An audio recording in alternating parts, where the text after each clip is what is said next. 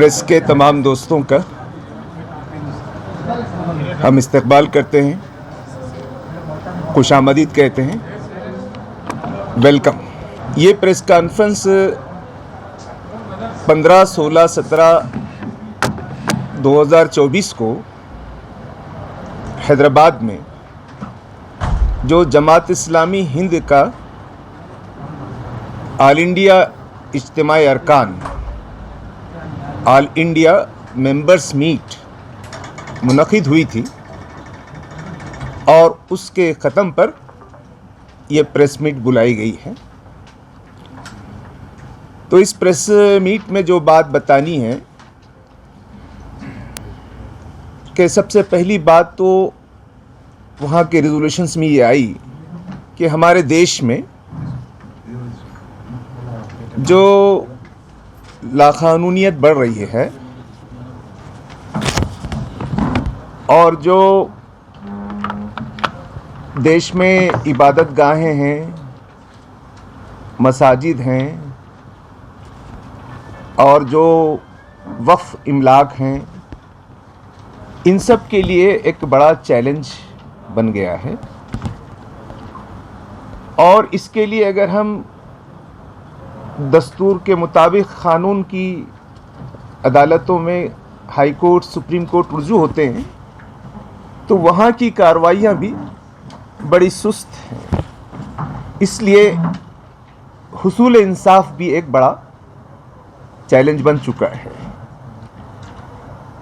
फिर इन दिनों जो देश भर में वक्फ अमेंडमेंट बिल 2024 जो पेश हुआ है, उस पर देश भर में मुसलमानों में बड़ी तशवीश है। साथ ही जो भी दस्तूर को समझते हैं, क़ानून को समझते हैं, इंसाफ को समझते हैं, वो भी इस पर बड़ी तशवीश का इजहार करते हैं। तो ये जो हमारा 3 रोज़ा मीटिंग थी, उसमें इस बिल को मुस्तरद करने की बात और जो देश में जो हालात हैं, इस सिलसिले में हुकूमत को मुतवज्जे किया जा रहा है कि वो क़ानून की बालादस्ती, इंसाफ की बालादस्ती को यकीनी बनाए। और जो कुछ जुल्म हो रहा है, जो बुलडोज़र पॉलिटिक्स वगैरह की, तो जो लोग जुल्म के ख़िलाफ़ खड़े हो रहे हैं, उसके ख़िलाफ़ भी लोगों को दबाया जा रहा है, गिरफ्तार किया जा रहा है। एक किस्म का खौफ और हिरास का माहौल है। तो इसको ख़त्म किया जाए, ये एक पहली बात थी जो इस मीटिंग में उभर कर सामने आई, पेश की गई। जो दूसरी बात इस मीटिंग में है, जो करारदाद पेश की गई थी, वो हमारे देश के बारे में है कि हमारा देश दुनिया भर में तरक्की करने का एक बेहतरीन मौका रखता है। बड़ी आबादी है, बड़े मौक़े हैं, जवानों की आबादी पर मुश्तमिल ये मुल्क है, बेहतरीन इकोनॉमी है, डेमोक्रेसी है। ये सब पूरे कॉन्सेप्ट हमारे पास हैं। लेकिन इस देश की तरक्की में कुछ चीज़ें बड़ी रुकावट हैं। वो कम्युनलिज्म है, ये जो नस्ल परस्ती है, तासुब है, जुल्म इस्तेहसाल है, करप्शन है, इन सब ने हालात को ख़राब कर दिया है। तो बदअमनी की फ़िज़ा में तरक्की के इम्कानात कम हो जाते हैं। और ये बात क़रारदाद में मंजूर की गई कि हुकूमत की जो पॉलिसियाँ हैं, उससे जो इकनॉमिकल इक्वालिटी चाहिए वो डिस्टर्ब हो रही है, माशी नाबराबरी बढ़ती जा रही है और मुल्क की दौलत चंद हाथों में सिमट कर रह गई है। अक्सरियत गरीब से गरीब होकर बेशुमार मसाइल का शिकार है। और जो मुल्क के आईनी इदारे हैं, सुप्रीम कोर्ट हो, इलेक्शन कमीशन हो, जुडिशरी हो, ब्यूरोक्रेसी हो, ان سب کا ان کے جو اقدار ہے اور اس میں جو ڈیموکریٹک ویلیوز ہیں وہ گھٹ رہی ہیں اور وہ زوال پذیر ہیں. اس کے نتیجے میں تاناشاہی، ڈکٹیٹرشپ، مطلق عنانی بڑھ رہی ہے. اور اس میں جو دیش میں جو بڑا مسئلہ ہے وہ پولرائزیشن ہے. تو یہ دیش کی ترقی کے لیے رکاوٹ ہیں. تو ایسے موقع پر جماعت نے یہ سجھاؤ دیا ہے کہ حکومت کے جو سربراہ ہیں، قانون کے جو محافظ ہیں، کہ وہ اپنے سیاسی مفادات اور تعصبات سے اوپر اٹھ کر اپنی ذمہ داریاں محسوس کریں، آئینی اداروں کی بقا اور ملک میں امن و امان، امن و انصاف کی فضا بحال کرنے کے لیے مؤثر اقدامات کریں. اور جو اجلاس میں بات پیش ہوئی کہ مرکزی اور ریاستی حکومتوں سے ہم مطالبہ کرتے ہیں کہ قانون کی بالادستی کو قائم کرنے کی اپنی ذمہ داریاں پوری ایمانداری سے ادا کریں.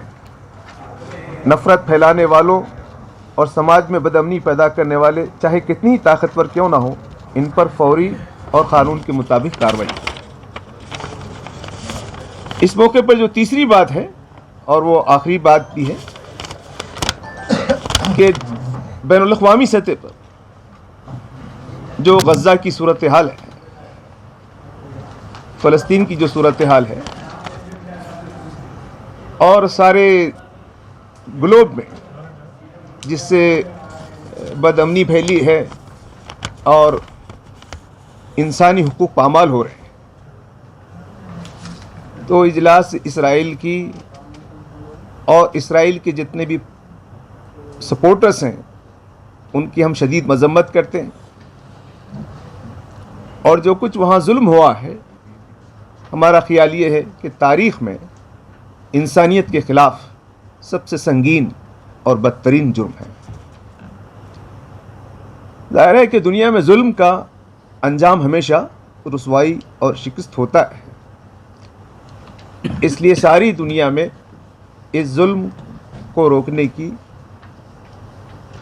سربراہان مملکت کو سخت کوشش کرنی چاہیے.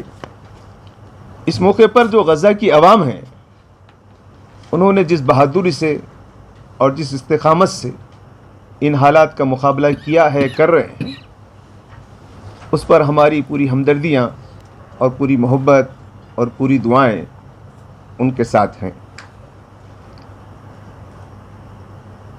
لیکن عالمی عدالت کا اور پوری دنیا میں کے جو ممالک ہیں ان کی یہ ذمہ داری ہے کہ وہ آگے بڑھیں اور ان حالات کو روکنے کی کوشش کریں. اس سلسلے میں خاص طور پر ہمارا ملک ہندوستان، جس کا تاریخ میں یہ کردار رہا ہے کہ وہ فلسطین کا ہمیشہ فلسطینی ریاست کے قیام کا، فلسطینی عوام کا دوست رہا ہے، یہ موقف دستور ہند کے رہنمائی کے مطابق ہے اور ہماری تاریخی روایات کے مطابق ہے. اس لیے ہم ہمارے ملک کے حکمرانوں سے مطالبہ کرتے ہیں کہ وہ اپنی تاریخی اور اپنی روایتی دوستی کا وہ پرزور اظہار کریں اور غزہ میں جو نسل کشی ہے اس کو ختم کرنے میں بھارت کو اہم رول ادا کرنا چاہیے. اور جو اطلاعات ہیں کہ فوجی مدد یا اس قسم کے کوئی ہتھیاروں کی فروخت وغیرہ کی بات ہو رہی ہے، یہ ہمارے جو تاریخی اور روایتی جو موقف ہے اس کے خلاف ہے، اس کی خلاف ورزی ہے. اس سے فوری رک جانا چاہیے. تو یہ اہم باتیں تھیں جو اس موقع پر آپ کے سامنے بریف کی گئی ہیں. آپ جانتے ہیں کہ جماعت اسلامی ہند پورے ملک ہندوستان میں قائم ہے، ایک بہت بڑی آرگنائزیشن ہے، ایک بہت بڑا نیٹ ورک ہے، اور یہاں کے تعلیم، یہاں کی معیشت، یہاں کی سماج اور یہاں کی زندگی کے تمام شعبوں پر وہ اپنے گہرے اثرات رکھتی ہے اور ملک کو، سماج کو ایک صحت مند رخ دینے میں سرگرم عمل ہے. اس جماعت کا ایک بڑا اس کی کیڈر کا، تربیت کا، اس کی تعلیم و تربیت کا پروگرام ہوا تھا. اسی موقع پر یہ آج کی پریس کانفرنس رکھی گئی ہے.